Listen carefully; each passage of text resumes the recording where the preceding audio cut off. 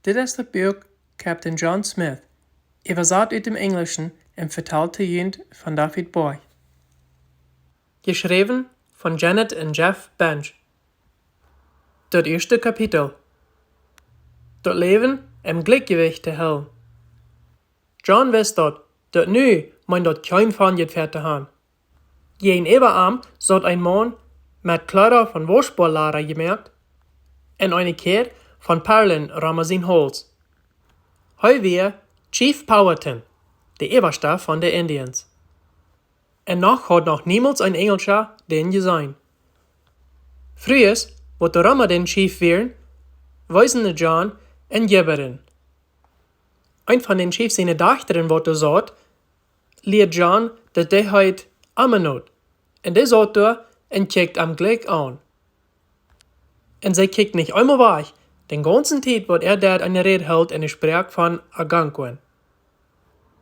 John kann nicht alles verstehen, wat der Chief te vertelt, aber so viel kann er verstehen, dat hij weer in ein großer Trouble. Schließlich hauft Chief Powhatan seine Hand ab en alles in dit Zelt wordt still.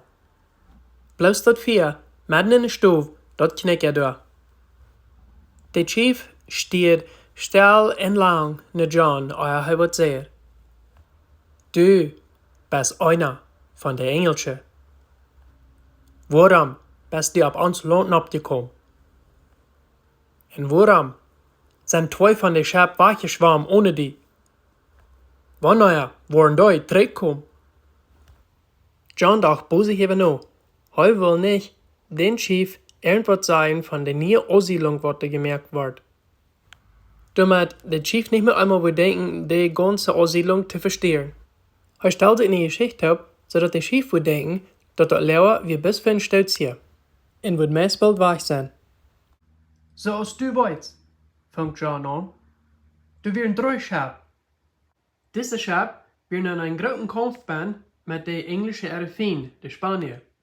Die Schab werden verletzt und sie mussten hier so bis Chesapeake Bay an Land kommen, dat die können repariert werden.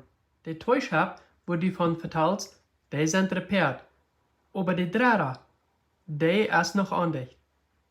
Die 2 Schab sind 3 in England geschwommen, um meine Tube hier zu holen. Wenn die schon zurückkommen, dann waren wir das 3. Schab vorig mehr an, und alle Tube 3 in England schwammen. John hofft sehr, dat wird sich überzeugend hören. Wenn's Chief Powhatan hält sein Leben in seine Hand. Aber ehe er vorig wird, dann wird John noch mit Triester.